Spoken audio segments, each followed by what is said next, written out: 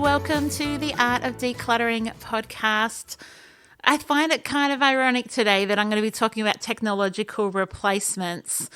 And really, podcasting has technologically replaced like CDs. I remember listening to sermons and motivational talks and all of that type of thing on CDs and tapes back in the day, and podcasting has become that technological replacement. So a bit ironic, but also pretty cool, because you right now have a living example of exactly what I want to talk to you about today. So I think the technological replacements is a really interesting thing to think about. I've been working today on a bit of training material with one of our team, Bridgie, and we've been writing some training material for our team around working with older adults. We're doing a lot of work in the my aged care space in Australia, and so she's been working in the aged care industry for many, many years, and so has some really great insights and different things to think about when working with older adults. And one of the things that perhaps is a little bit less relevant to our older adult clients is the idea of technological replacement. And what that means is it's the concept of a physical item being made obsolete or being replaced completely by its digital counterpart. And so what I want to do today is talk you through a few areas in your home that you may be able to declutter almost entirely or entirely because it has been technologically replaced. And so it's just some areas that you're probably not buying anything in this area anymore.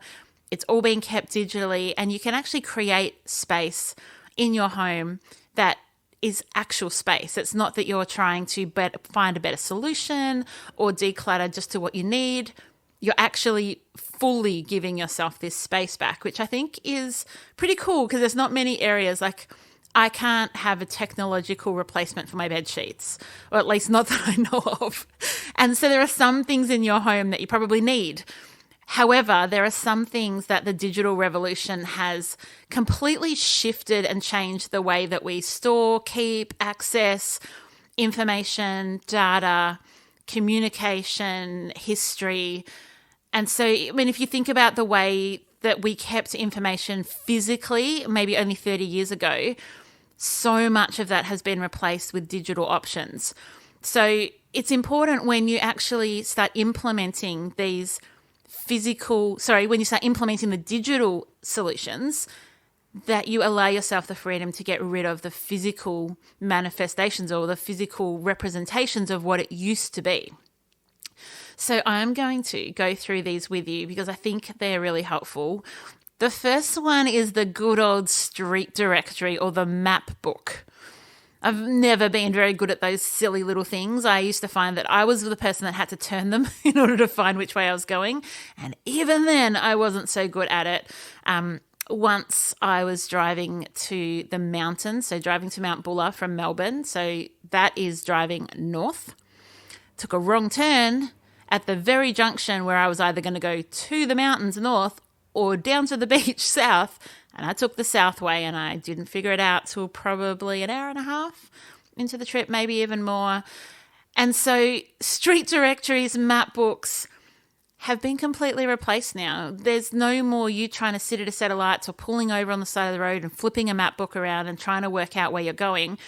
Google Maps or Waze or whatever the digital solution is that you have on your phone or inbuilt in your car is that technological replacement for street directories. So if you're thinking, oh my goodness, I probably do still have a 1996 street directory in my car, go and grab it and let it go. One of the things I have seen people do, which is kind of fun, is they'll find like the address, like their first street, and they'll frame, the block of their first street or the first house they bought as a couple or something like that.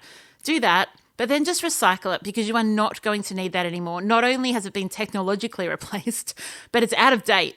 Half the streets in your city, in the outer regions, are not even there. Nobody's going to be using your map book. It's time to declutter it and let it go. Another one is business cards. I would take a lot of convincing for you to tell me that you regularly still use business cards and that they're of value for you still having physically. So it might just be that you've got, I also want to include in business cards the fridge magnets that the clever sparkies and plumbers and that you use once leave on your fridge or your washing machine for you. I want to include those because it's basically the information of how do I get in contact with a business. So this is how you get in contact with a business. You Google it. Or what you do is when you're saving a number in your phone. So this is my trick. So if I've got a plumber come out to the house, whether it's a plumber I've used before, or usually if it's a new plumber, this is what I'll do is I'll put their names, Joe Blog, and I will write plumber at the end. So when I need a plumber, I just go into my phone and I just search plumber, and any plumber that I've used comes up. I find that a really, really helpful way because I'm not going to keep a business card. I'm not going to know where it is when I need it. And I want to be able to do it quickly and just, search on my phone, find the business. If not, then you can obviously always Google it. But if it's a business specific that you want to be able to keep track of, save it in your phone, save the details in your phone. If you're worried and you're stressed, could you just take a photo of it? Could you take a photo and attach that to the contact in your phone directory? You don't need business cards for your real estate agent when you bought the house or anything like that. Business cards are obsolete. I no longer even have business cards because they're just clutter. The information on them has much better way of being communicated. So let me tell you what I do instead of a business card. So when I got rid of business cards, what I did is I actually created a QR code. And if people they say, oh, how do I find out about your business? I open up my phone. I've got a QR code that's saved on a page on my home screen. And I just say, scan that. And it takes them to Linktree and it's got everything they need to know and all the links they need. I find that a really great way of communicating information without giving people clutter. And it also means as a business owner, if you're a business owner, here's a hot tip. If you have that on your phone, you can use that QR code for kind of anything. If you want to direct people to a lead magnet or you want to give them your services, if you've just got one QR code that has a whole lot of options, you can adjust that as it relates to whatever services you're wanting to direct people to or what you're marketing at the time or, your products or whatever that is. Make it easy for people to find you because giving them a business card is just adding clutter. So declutter those business cards. Go find them, declutter them, chuck them in the bin, and if they're important, pop that information in your phone.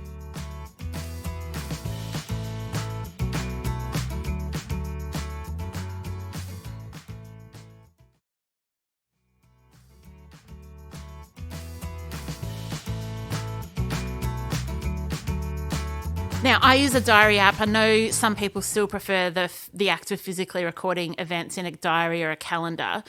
But whether you're a digital calendar person or whether you're a physical calendar person, you probably don't need to keep your old calendars and diaries, particularly the ones that have been lingering in your drawers for decades. What I often find with clients is they will have a wall calendar that may have half a dozen birthdays written in it. And it's been kept in the spare room cupboard and there's a stack of them. And when I ask them why, they say, oh, there's some birthdays in there that I wanted to, put in my phone. I'm like, but you haven't, have you? No. Okay, so is it really that important? And if it is, right now, I'm going to flick through these. You open up your phone and I'm going to tell you anything that's written in there that's a birthday. Or they say, oh, but there's such pretty pictures. I'm like, absolutely. They were amazing, pretty pictures in 2001. However, they're not as good quality as you're going to get on the internet now. And also, they're just pretty pictures sitting in the back of the spare room wardrobe. It's not like you're displaying all the calendars around the house of the last 15 years. You're just keeping them in the cupboard for who knows what reason. So can I encourage you, get rid of calendars and diaries that are things that you just keep dates in. You might want to keep a journal. I don't even keep those. But calendars, diaries, let them go. You have digitized that stuff and you do not need it anymore.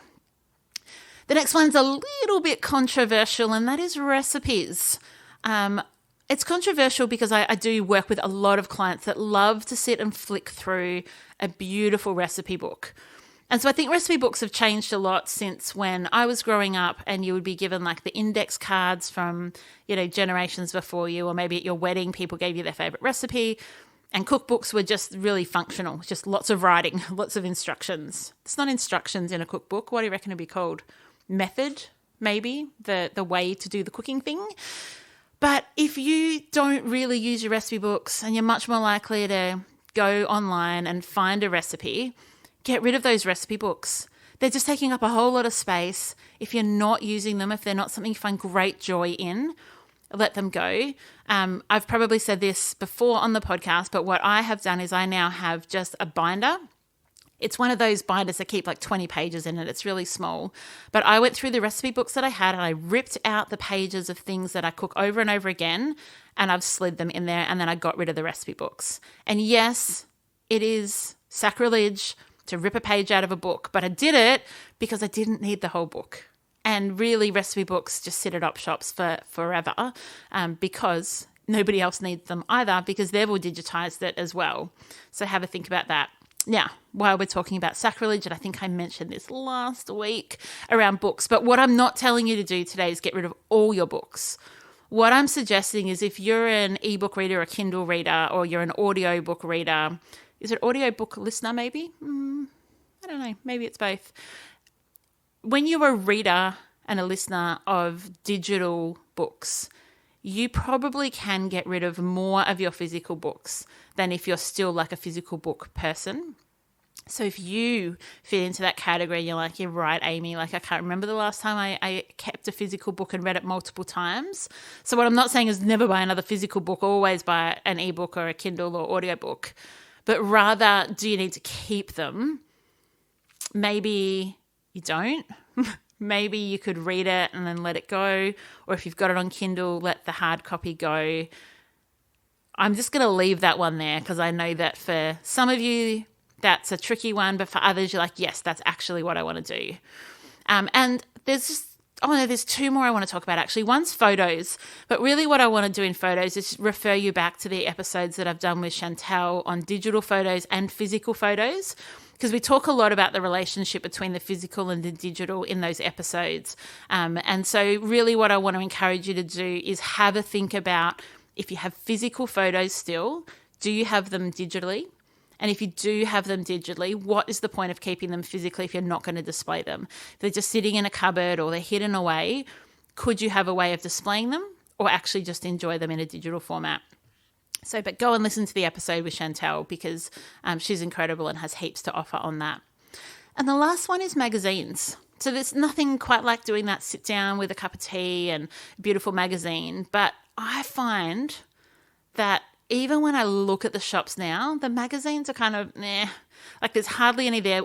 There's not much of a range. They're all kind of same. My first job was at a news agency and milk bar. So not only did we sell like lollies for three for 5 cents, and back in those days when someone ordered lollies, you would just put your bare hand into the lollies and like count them out with your hands. Super gross, but that's just what it was. That was the world we lived in back in the early 90s. What I was telling you about lollies now, I'm just thinking about all those lollies. Oh, magazines, that's right. And there were so many different publications and I was going to call them episodes. What are they called? What are they called? Someone will tell me. Someone will be yelling at me going, that's what it's called. It's not an episode. It's like a publication or a whatever. But there used to be so many magazines with a high turnover, and there were lots of weekly or monthly magazines. Where I'm noticing now there's like the summer edition, the winter edition, and they're lasting much longer. But if you're someone who does love a magazine, but you're not ever going to go back and look at them, or you actually have moved to kind of looking at pretty things online. Maybe you're just doing it browsing on different sites that you love. Maybe it's just that you're more likely to go on Instagram. Get rid of those magazines that you've kept. If you've got magazines that are sets, let them go. Just because they're a set doesn't make them any more valuable. Enjoy them in a format that is easy, that is not cluttered. You can get digital subscriptions. You can even borrow magazines from your local library. I'm really surprised by how many magazines they still keep. And they often also lend out digital copies. So that could be an option for you as well. But really, the idea of today is like, what is it that I have digitally that I can then declutter the physical? And so it might be receipts. Oh, yeah, I always upload them into Xero, so I don't need to physically keep them, which is true for me. It might be movie tickets, like theatre, show, big experience tickets. You used to kind of keep those concert tickets and stuff, but you don't do that anymore. So is it worth keeping all the old ones, or maybe you can let go of them? Have a think about how things have shifted digitally. Think of the old address books. Do you remember those? Where you'd like slide your finger down to the letter of the alphabet that you needed, and then it would pop open and take you to J or to S, and you'd have all the things written in there. And if someone moved house, you'd cross it out and write their new number. If you, by chance, still have one of those around, I'm pretty sure you won't. But that is something that has been technologically replaced. We used to have different ways of storing, big address books and all of that. Now it's just all on the one device. Have a think about what you can get rid of. Maybe there's atlases, maybe there's reference books, maybe it is kind of those encyclopedias. All of that can go. It's no longer relevant. It's no longer up to date. It's no longer a good use of your storage. It's no longer something you're going to refer to. You're going to use the digital version of it. So free yourself from all that stuff. Let it go. Just even if you go through one of these at a time over the next few days, make sure you do that. And get rid of those map books and all of those fun things we've just talked about. I'm loving bringing you some of these different ideas and a lot of these shorter episodes that are like quick tips. Here's some things you can do today. Here's how to do them. Here's some things to think about. So I do hope that it is super helpful for you. As always, I'm going to see you next week. And until then, enjoy the freedom.